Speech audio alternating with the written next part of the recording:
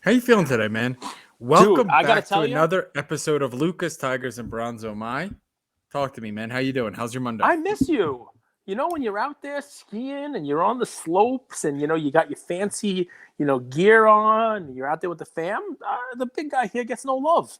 And what I've realized, if I get no love from Andrew, I'm getting no love from anybody. And it makes me very sad. It was a very empty day. I was in a dark place. I was in such a dark place that I almost bought Top Shot packs. I'm just kidding. We talked this morning, and I don't Yeah, I ski. know. You didn't ski? Would you snowboard? Yeah, Are you a boarder? You're a snowboarder? yeah. All right. Can you actually stay on the snowboard? Do you do like you do like the pipe and you like do flips and backflips and stuff, or you just kind of go down the hill?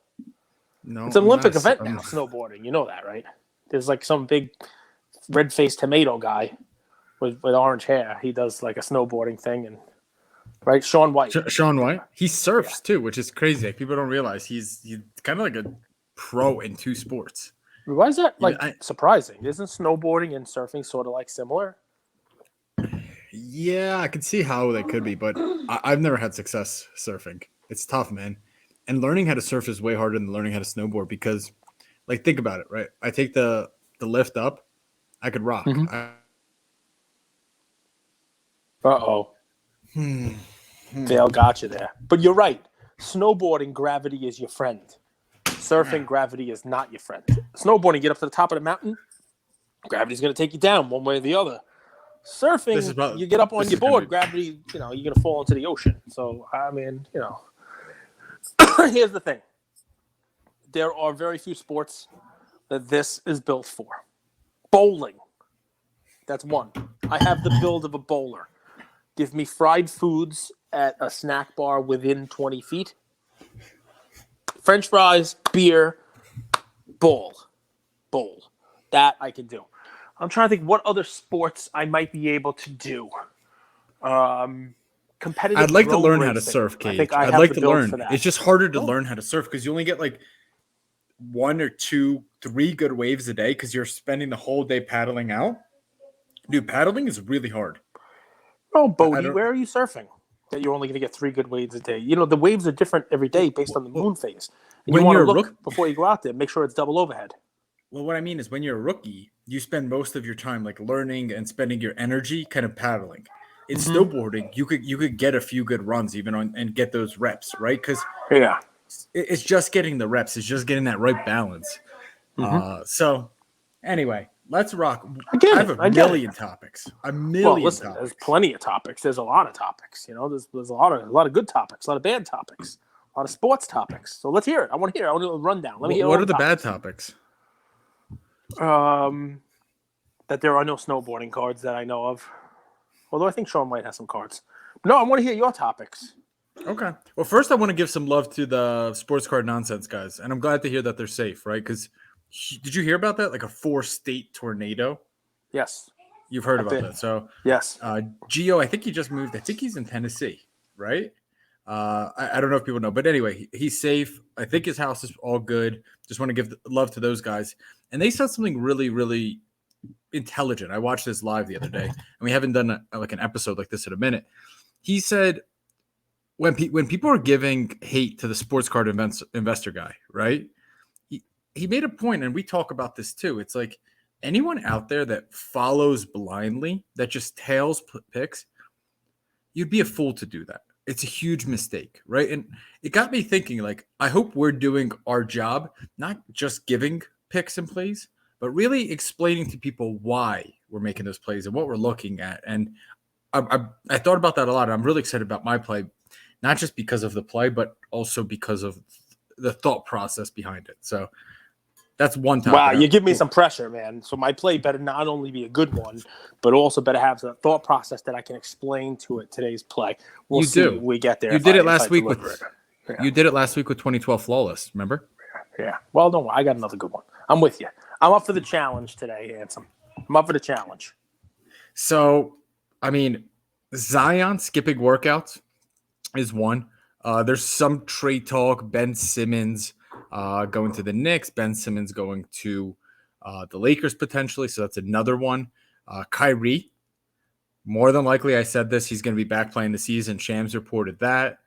The Ben Simmons trade, though, one that I heard that made the most sense to me. It's a couple that you didn't mention, and now I heard they're talking about like potential 3-way trades. Right? Was one C.J. McCollum. Okay. And draft picks, 2 first-round draft picks, getting Dame Ben Simmons to play with, and moving McCollum. The other one, which was, it's real interesting because, you would think that the way that the backcourt for Philly is playing, that they wouldn't need a guard. They definitely don't need a center, right? The way Curry's playing, the way that your boy Maxey is playing, the way Embiid is playing, you'd think that maybe they need a stretch forward. So this one actually made a lot of sense. Pelicans sending Ingram. That'd be a cool one. Sending Ingram to the Sixers. Because it makes sense for both sides, right? I mean, if Simmons becomes like, if it's just really a reset button and he's not playing in Philly, he's playing down there, fills the void of Zion, maybe, a name, a headliner that they could bring in. And while Ingram's great, he doesn't seem to be that alpha. He wouldn't have to be that in Philly because you have Embiid. So those were the 2 that I heard as potential trades today on ESPN that were intriguing to me because neither one of them seemed like, you're not giving up. The way that it was presented was you're not giving up the number 1 guy on the team. You're giving up like the B guy, the second tier guy, the could be an all-star guy, not the definite all-star guy. And those start to make sense. So we have visitors here, but it's okay. It's okay. We'll make it work. Listen, I'm hitting mute. You hit mute. Don't worry about it, guys. We're going to have some background noise. Ian is playing Fortnite with some friends. It's okay. Andrew has background noise too, so we're all good. This is just one of those episodes. I want to foster it. I want to have him playing, Fortnite with friends because that's the NFT world. He's the future of it. Cage, I'll tell you, man. 2 of my most conservative high school friends. Like these are guys like they'd be the last people I would ever think that they would be into NFTs. Texted me today and they said, "Can you do a call? I'm trying to learn NFTs. I'm trying to learn that world." Does that surprise you? No. We did our episode. Listen, any place where there is some alpha, any place where there is the ability to make money, if you're willing to put in the work, it doesn't surprise me that anybody wants to learn about it, right? So this is just this year's thing. And did you hear? I made fun of it on our last Crypto Casuals that I said like Arca Fucker Rockataker. It's Artifact. Right, Artifact, RKF. Nike bought them. What do they do? I don't understand what they do. They had a clone that they put out, which is also like an artist collaboration that they put out. It's like a 20,000 avatar for the metaverse, and they put out accessories. So like they did a shoe collab. They do so. It's stuff to wear in the metaverse, the same way Adidas would pair up with a Bored Apes for collaboration with people who are going to use the apes as an avatar. And there, Nike said, "All right, we'll one up you. You can have a partnership with these guys. We'll just buy a whole company, a whole NFT company, and start rolling out our own NFTs through there." I'm sure. So it's headlines. That's all. It's an interesting thing. So it doesn't surprise me when you get mainstream companies like Nike buying into the space, and Facebook changing their name to it. I don't want to go too far down the road, man. We want to do sports cards. It's funny, man. We talked about the card show that I went to on our fractional episode. And I mentioned that guy. He's like, "It's so funny. I never listened to your show. I met you. I listened to 2 episodes, and here I hear my name. So I'm like, yeah, look at you. Like it's good stuff. Right? User-generated content. That's what we do. That's it. That's the By deal, the way, man. I saw Shy Wei. You did a deal with him. You didn't even tell me. I did. I think he posted it, but I haven't really had a chance to get on. You threw in some extras. Cage's calling card is if there's ever a crime in New York City and there's a Mason Greenwood card sprinkled in, Cage was there. Yeah, or what's his name? Cage was in the hotel with those Mookie Betts people. Yeah, or Mookie Betts, Greenwood or Betts. That's Cage's. Well, I told him. I said, listen, because it's a 1-on-1. I sold Shy Wei a 1-on-1 base gold Westbrook, which people watching on live I pulled. But the product's been out for 3 days. There's no comps on it. And he put a post in his story. Hey, I'm looking for golds. So I'm like, hey, I got this. Does this count? And he's like, yeah, I'll take it. What do you want? I'm like, dude, just tell me what you want. And what he told me, I said, done. And I'll throw you in some extras. This way, you're not going to get hurt. So people are going nuts for that product right now. It's pretty crazy. But this isn't my play, but I think we should talk about this. Sports have cycles. Pokemon has cycles, and Pokemon cycles are really interesting because it booms every 2 to 3 years, and then it's quiet. It's sort of this under the radar product. Nobody's talking about Pokemon at all, but I'm sitting here thinking this might be the best investment out there. Just as a whole, first edition, it's down 50% off of its highs, and it's a brand that doesn't get injured. It's a brand that's growing. People that grew up loving Pokemon.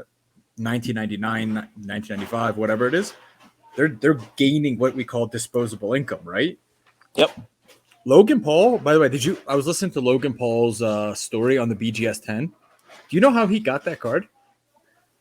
I thought it was one that he bought from Gary, the Charizard kid from Pawn Stars, and then he from the Pawn Stars show, and then he crossed it himself. Yeah. I think he cracked it and crossed it. He did. Like total. I talk about that. It's like real balls, It's kind of badass. Yeah. He thought he didn't want to go public with the story because he didn't want to go public with the story because he thought the hobby would frown upon that. He's right. Unfortunately, he's right. I disagree. So it's funny, right? So, well, I disagree too, but you're not the hobby and I'm not the hobby. We're just two voices in it. The hobby does frown on it. They think that no matter what, it's a special treatment kind of thing. A perfect example of that is, did you see Ken Golden posted Steve Aoki's Michael Jordan PSA 10 rookie, currently bid at $200,000. So Aoki has a Jordan rookie 10 in Golden's current auction. And it's slabbed the Aoki collection, right? It actually says it right on there. So it's a Jordan 10. So immediately the hobby fringe is commenting all over the place on Twitter. Oh, look at that. Special treatment for celebrities. That's not even a 10. It's a 9. It's off center, left to right. Of course, Steve Aoki got that grade. But guys, so that's what Logan Paul is probably afraid of. But what's funny about it is if you look at the flip, right? If you look at the slab, it's a 2000. It's a 2 number. It was graded a long time ago, right? It has a new slab. So it was probably sent in by Steve Aoki. He didn't grade it himself, right? It doesn't have a 6 under, a 5 or a 4. He probably got into the hobby when PSA was already up to the 5s, right? I mean, guy hasn't been in for that long. He got in with Gary Vee and Dan Fleischman and those guys, high 4s, maybe, best case scenario, not 2s. You're talking too long ago. So PSA didn't grade that card for Steve Aoki. It was already a 10. He sent it in to get a new label that says the Aoki collection on it. By the way, I kind of think that's stupid. I'm against, if well, you're going to do for us to talk about. If you're going to do custom labels, go all the way custom. I don't agree that he should be able to put whatever he wants on that label because the general public can't do that. I can't tell PSA to put Andrew Goldberg's collection on the cards I grade. I think if you grade enough cards, you might be able to. I mean, there have been plenty of people with big collections who are fringe, quote unquote, celebrities. Dimitri Young, who was an MLB player, who you probably have never heard of. I know Dimitri with his cards were Dimitri with an I at the end. Yes, Dimitri Young. So a different kind of Dimitri, not like your Dimitri, not like a comrade Dimitri. Different Dimitri. And he had it slabbed. I mean, the whole collection has it slabbed. They're not celebrities or anything other than being in the hobby like the whole collection. There's probably rules for it. I don't know it, so I don't want to speak on it. I'm sure I can look it up and see what it takes to be. But maybe Aoki graded a whole bunch of cards. Maybe he's that much of a celebrity that they let him do it. I don't know that it carries any weight, honestly. No. If I bought that card, I probably would take it out of that slab.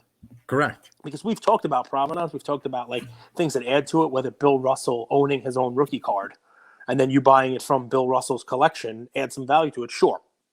Right, the Bill Russell collection, Bill Russell rookie, I might have some value to it. But Steve Aoki owning a Michael Jordan rookie for 11 months and then changing it with Correct. the Steve Aoki slab does not add any value to the story for me.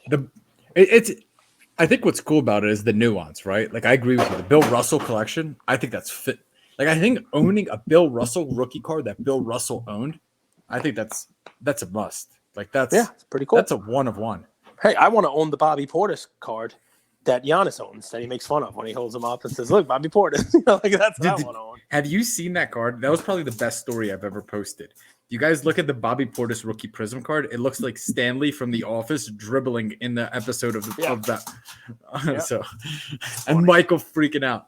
I'm going to tell you my play. So I saw the other day. I wish I gave you guys this play last week. No, louder. He wants tequila. He got tequila, and he's off the track. Whoever it is has to jump in. Has to jump dad. into the camera and say hi. You have no Bring idea. that. Right before he was, paper bags, how you could crumple them up for no reason. Yeah. He did that with every single one. Oh, that's cool. Like crumple up some bags. But why tequila? Why not vodka? He loves tequila. Let me see it. Bring some over. Have a shot with your dad. Come on, it's good stuff. It's the holidays. It's nostrovia. It's nostrovia. I don't drink, Cage. I told you this a million times. I can't remember last time I've been drunk. Maybe 2-3 years ago. Oof. It's good. It's a good thing. It's okay. It's okay. You're allowed. You're allowed to drink. I saw Tom Brady's game-used jersey go for like $360,000. I don't know if you saw that just the other week. I can't remember where, but I saw it. And what I thought was, that's a steal, but there are patch cards, not autographed, of Tom Brady for a few $100 that are game used. Yep. So I was like, if the game used jersey, I would have, if I have $360K, I would buy a game used jersey. And I do think Patriots has more significance than Bucks. But let's flip that. Now let's go to a game used patch card that you can get for $100, $200, $300, $400, depending. Mm-hmm. Maybe you could help me with the brands. Exquisite is going to be premium, immaculate, flawless. But dude, there's like Crown Royal. There's almost Donruss. Great. And here's the fun, right? I give this play with Kobe, but let's do a little math. Even though Brady has played for 20 years, if it's game used, 16 games, not 82. You know what I mean? So think about how many game used jerseys. I mean, maybe it's a different one in the first half and the second half. Who knows? But even if that's the case, significantly less game used football jerseys than there are in any other sport. Right? Baseball has 160 games a year. Basketball has 80 plus games per year. So, yeah. Let me pull one up. It's pretty cool. So they're not going to be like That's nice. cheap. They're not going to like. You're still going to have to pay a bit. You know what I mean? It's Brady. Mm-hmm. It's in the height of it. But dude, this is a game used out of 75. Really gorgeous patch. Do you agree? Yeah, that's very, very nice. Condition and what's cool if you go Patriots, it's red, white, and blue. You're gonna get some really cool patches. The condition doesn't matter, in my opinion, on these cards. Like, I don't think so. I think ungraded is okay. And here is a low entry point for a guy everybody's chasing, but with a different angle. So I think it's a good deal. And I still think that game used jersey at $360K, the way memorabilia is going, like you said, there's 16. How many of them make it to the market? One a year? Yeah. 2 a year? Yeah. And for $300,000. When you can grab one for a couple hundred. I love it. I love it for the same reason as Kobe. I love it for the same reason as we talked about the game used not being in cards anymore. Now it's event used. Especially people who are playing now like Brady. I think, oh wow, he's still playing. Okay, you're not getting your hands on a Brady jersey. Like, didn't Putin try to take his ring or something like that? You know what I mean? Like, remember that whole rumor, right? The Super Bowl ring and the jersey got stolen.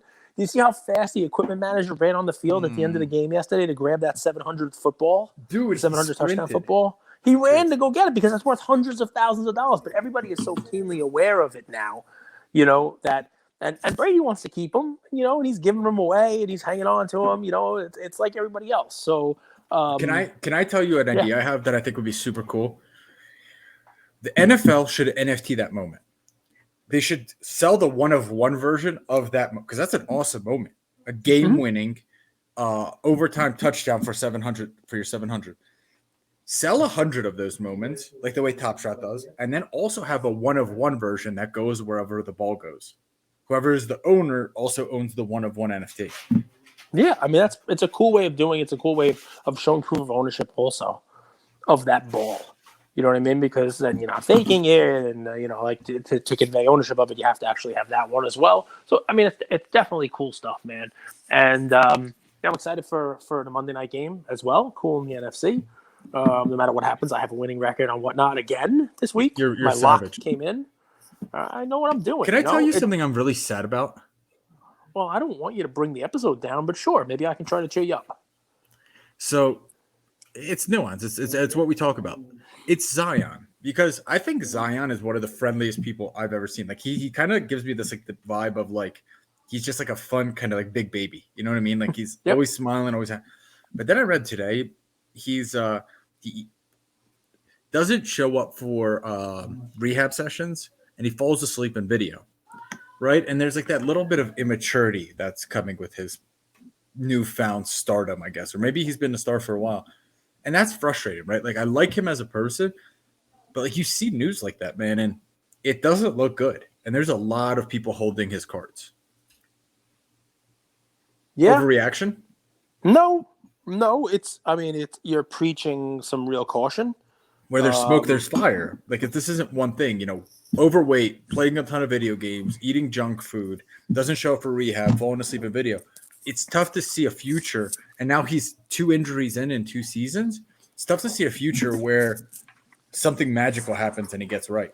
I feel bad piling on because, he's down right now. Like people who are piling on, it led to a nice vindication moment when he came out and started hitting threes and was unstoppable in the first quarter back when he first came back and was playing. It led to a really cool, version of Zion, and the people who were holding his cards at that moment felt really like, all right, we've been holding through some thick and some thin here, and look, we're going to be rewarded for our patience. And I hope for the people who are holding it that comes. I would tell you, and it's not the same, right? But I will tell you, I've seen this as a Raider fan. And I will tell anybody, why do you resort to Raider fandom for everything? Because it's the most because it's the most comparable thing that I can think of from a number one. You had Charles Woodson on your team? No. Just stay with me for a second before we go down the Raider rabbit hole. It could have been anyone. Rich Gannon. Rich Gannon was not even drafted by them, and but he was great. That's not the point. He was rich though. Look up the story of Jamarcus Russell. Okay, and why he had sleep apnea. He had a big neck. Him as an example, his tongue gets stuck in the back of his throat when he sleeps. He sleeps poorly. So he can probably do an advertisement, but for that, wear like a Darth Vader mask, right? So, but here's the thing: number one pick, all the athletic ability in the world. Okay, you want me to pull up a picture? Sure, if you want, signed for a ton of money, had everything going for him, but a lot of there's a great picture on the right there. I mean, he was huge, but look at him when he was drafted. You know what I mean? Look, he was in good shape. Look at look at him there. He was in good shape, right? And then obviously that kind of fell off, right? And so I'm thinking, look at those. Look at on the right side there. Go back to that side by side. Yeah. I mean, like there you go. I mean, so this is Jamarcus Russell, and I mean the guy could throw the ball 60 yards on his knees. I mean he was getting, I remember everybody getting all excited about him from Raider World. Like he was on the 40-yard, the opposing 40 on his knees, and could throw the ball to the end zone, which is insane. Just amazing arm strength. Played for LSU, and was going to be the savior of the franchise, and it wound up just setting us back a long way. Can I add one thing? This was also on the heels of Dante Culpepper, and this was like the first time we've seen someone like him. So yeah. So and I mean, the only reason I bring it up is because sometimes when you have youth, some success, and a lot of money, there are people who are wired differently, right? I don't know how I would react if suddenly I had $50 million and it was mine no matter what I did for the next 10 years. I don't know if I would have the drive to be Michael Jordan, or if I would just take my $50 million, buy a ton of beignets like Jamarcus Russell did, and eat myself into oblivion. I don't know what I would do, right? There's three scenarios, right? There's the Jamarcus Zion. Mm-hmm. There's also the Michael Jordan where anywhere he would have went, that guy's built different up here. But there's also going to the right environment. You know what I mean? Yeah. Like you go to Pelicans, there's not a ton of veteran leadership. The veterans that are there probably don't want to be there. They're there on like the 1 year versus you go to a Heat, right? Where Pat Riley's a proven winner, Spoelstra's, and they don't care about your stardom. You do things our way or you don't play. Yeah, I mean, listen, he probably could use some of that, but I mean, who knows if he's getting it, not getting it. I also want to say, I mean, I'm assuming that he's just blowing stuff off.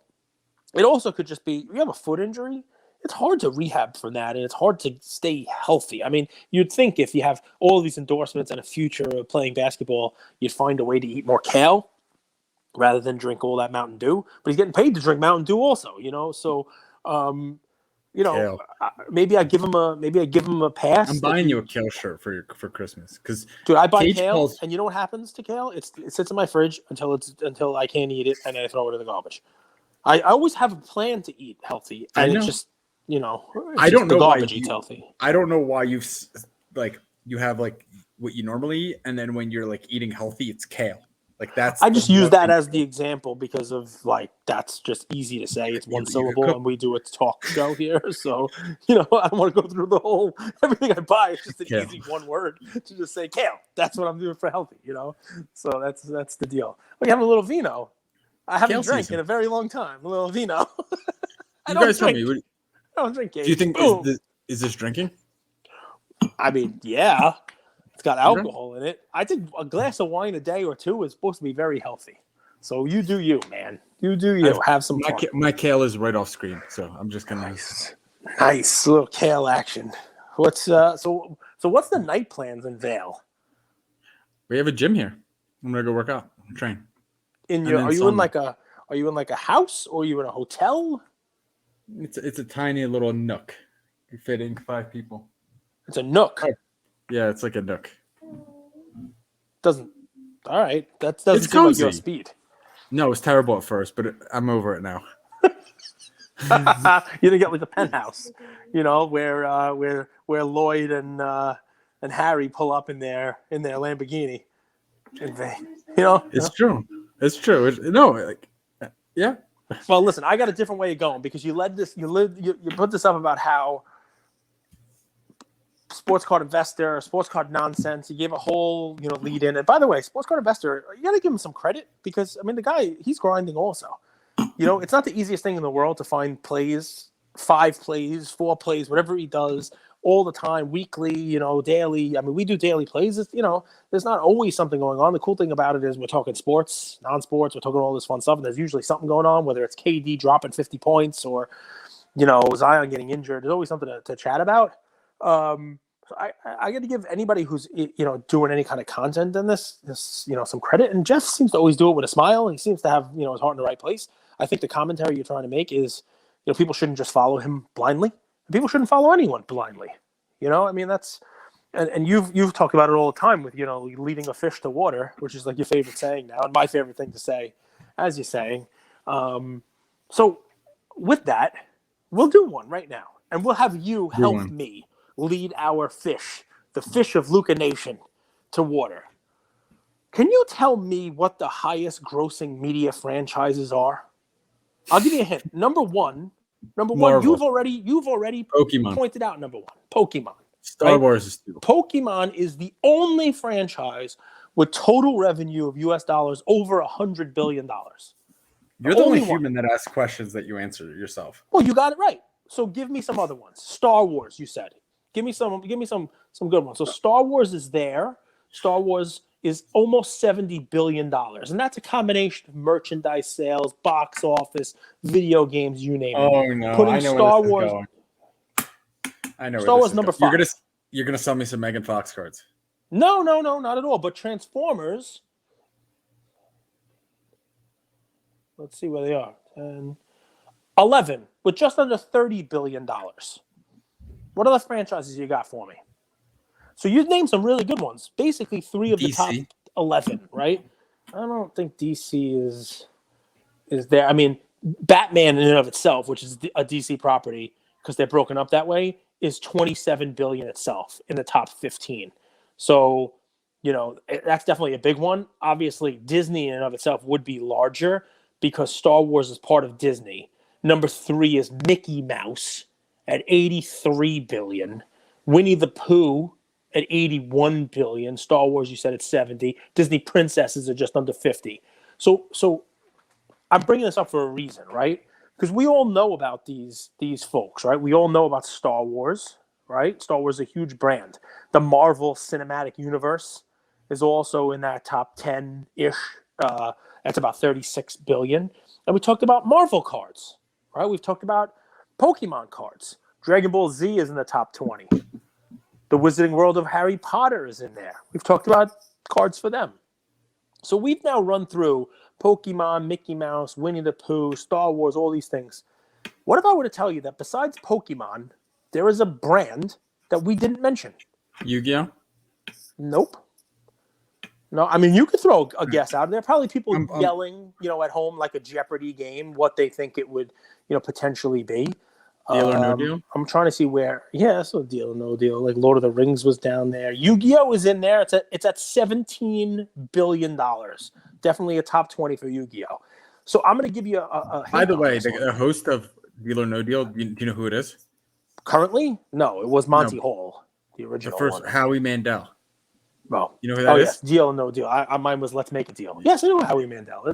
He was maybe one of the funniest. So if you guys ever get a chance, like to spend 2 hours and want to laugh, watch him on the Impulsive Show. Maybe the best episode I've seen of just entertainment podcast in a long time. I like Deal or No Deal. So I'm going to tell you, Mickey Mouse is 83 billion and Winnie the Pooh is 81 and Pokemon's 108. This is between Pokemon and Mickey Mouse. Just about $90 billion franchise. No guesses? You won't guess it. I've guessed 44. I'm already bored of your game. You ready? Hello Kitty. You are a Hello Kitty. Hello Kitty. All right. So what's funny about this is I started thinking about this a couple weeks ago because you might have seen it, but I think Gary V tweeted about in the first quarter his partnership with a company, Recur. They're going to be doing Hello Kitty NFTs in the first quarter of 2022. Digital, which of course this is now, mostly a merchandise company, right? And Sanrio, I think, is the main. It's going to be, back in news, back in pop culture, in the digital world. So it got me thinking. This big of a franchise with a reboot and a refresh with somebody who's in the NFT space, the card space, the pop culture space leading this. I wonder if there are any Hello Kitty cards. And guys, nobody's buying these yet. And this is one of those benefits that you get for just being Luca Nation listeners. You don't have to buy this if you don't want to. Dude, these are cool. What's funny is PSA is actually grading these things and has graded several of them, right? There is an interesting set from 2010 Upper Deck. That's the World Adventures Collector Pack, which has a USA and a bunch of other ones. And in 2014, there also was Upper Deck. And you can see some of these graded. Hollow foil stickers, you name it, very low pop, very cute little things. But where I went, believe it or not, was that Upper Deck 40th anniversary, the ones from 2014 with the foils. If you go right now, right, you can find a lot of 60 packs of them for like $80, $90, $100. Seriously, they came in little packs. And what would I search? If you want, just type Upper Deck Hello Kitty pack. And see what pops up, right? They're little like red packs with hearts on them. There it is, right there. So I don't know how many that is. But scroll down, because there's one that obviously has more than that. Lot of 12 for $24. That's just the first one. Lot of how many for $35? They're out there. But what's funny is that lot of 10, $19. These, it looks like there's a lot of them on eBay right now. But tomorrow, these will all be gone. And I want someone can sweep the floor on these. To be able to go out there and for $2 a pack, pull a couple of hollow cards that now have a pop of like 10. And maybe we're leading a fish to water here. This brand that has a $90 billion franchise that is going to get a reboot. Who's calling you? Who could possibly be bothering you at a time like this? Is it Al? It's Zablo. It's Bleecker. They're calling you. They say, but they want to do it. They've heard that you're going to be a speaker at the Mint Collective about how to build $1 million collection, and they want the goods.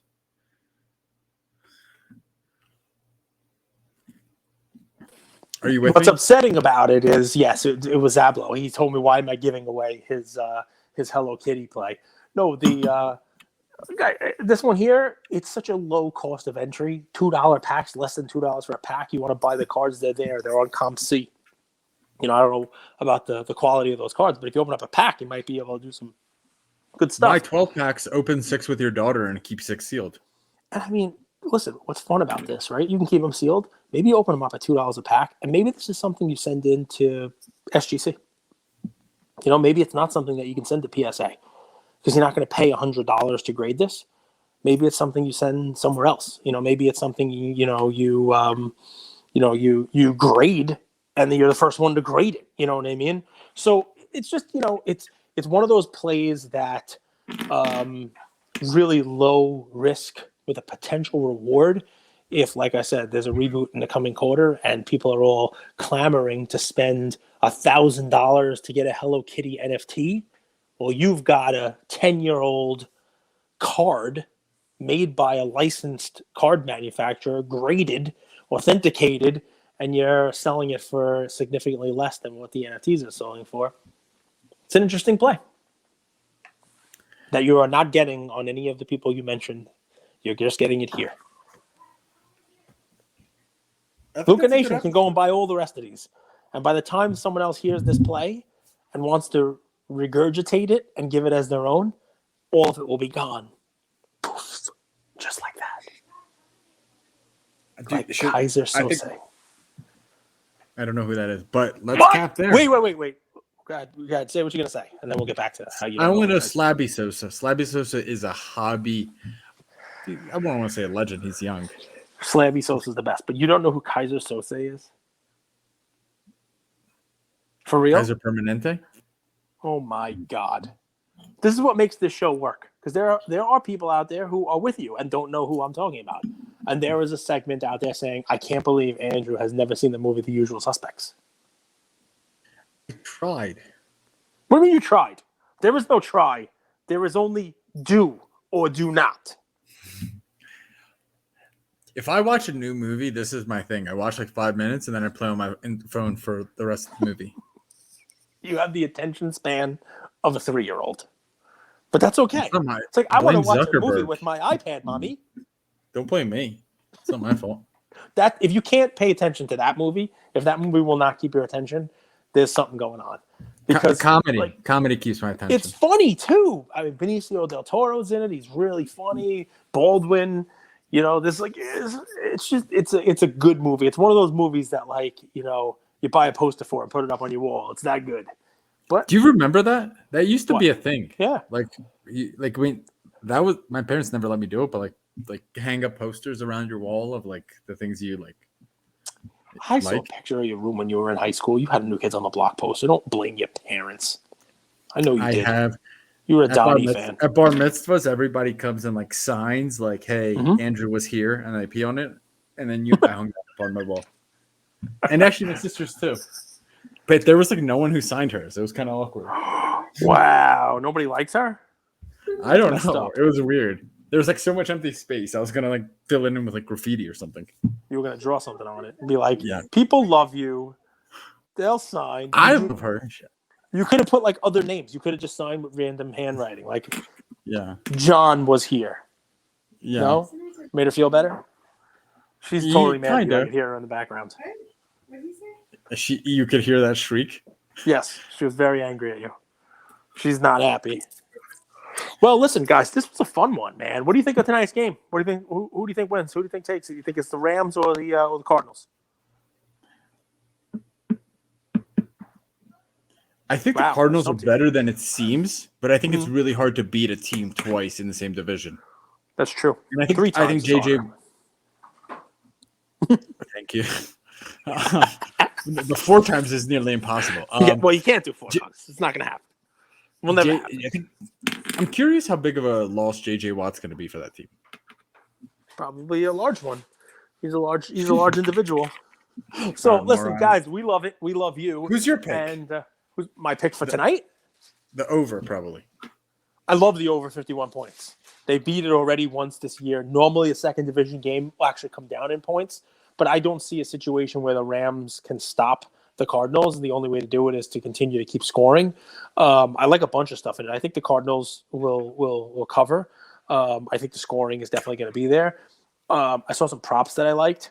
Odell Beckham was like over 3 catches and over like 47 yards. They're going to have to go to him more than both of those numbers in order to stay in the game. And if they're not in the game, they're going to have to go to him anyway. So to me, those were almost no-brainer type props. I think Kyler, this is the kind of game where people look at the NFC and they think it's Brady and Rodgers. And then there's a line and it's whoever's below him, whether it's Kyler, Dak, the rest of the guys. This could be a game where Kyler comes out and takes a hold of the best record in the NFL and, goes forward in the NFC. He could be putting himself into that category. There's nothing to say he can't do it. He just hasn't had a chance to do it yet. So I agree. And he's a problem, man. He's so quick. He's so shifty. He has good use of this offense. James Conner's good. DeAndre Hopkins is really good. So I totally agree, man. I think this is going to be a statement game for him. We shall see. It's going to be a fun Monday night. It's a good game to have on Monday night. Anything else? Any parting wisdom from the guru? Nah, not tonight. Not tonight? I have a question for you before I let you go. Will tonight's nightcap be something you brought from Mexico, or have you had an opportunity to find herbal refreshments in Colorado? Will you be having local? Yeah, I hope. Come on, man. I hope people are watching this on YouTube and they have that like face, like the Swaggy P, like the meme. Like, why would I take Bud on a flight internationally when it's legal here and better? I don't know. I mean, maybe you found that good in Mexico that you need to go to sleep. Like maybe you have become partial to the local stuff, so you just have to have it. I don't know. I mean. So from your answer, it seems that you have found some good local stuff and you're ready to try it. Yes, I found it. Do you do like a board game with the fam? Do you like, you roll a blunt, pass it to mom and play Clue? I mean, like, what do we do like now that the snowboarding is done for the day? Is it, hey, puff give Colonel Mustard in the lounge in the study with the candlestick? No. No, there was a guy on our gondola today that smelled like BO, and my dad thought that he smelled like weed. So here's the funny part about that, right? Okay. I get that, right? Your dad smelled someone's BO and thought it was weed because weed smells like BO. He hates the smell of weed. And yet people smoke it. It's like, hey, let me smoke that thing that smells like some sweaty dude on the ski mountain. He hates it. It's not for him. It's not his thing. Well, listen, everybody has their boys, and then your dad clearly went with tequila tonight. So yeah, it's all good. Mine's hilarious. I mean, we all have our thing. So It's a lot of fun. Well, listen, dude. Like, what is this garbage? And then he pours himself tequila on the rocks. Oh, it's good tequila, though. So he's doing his thing, I mean, everybody has their thing. So, but listen, enjoy. We will be back tomorrow. I like the play today. I won't do it to Luca Nation, but I really want to go on eBay now and look for a game-used Tom Brady stuff. It's rare where it's not something I had thought of.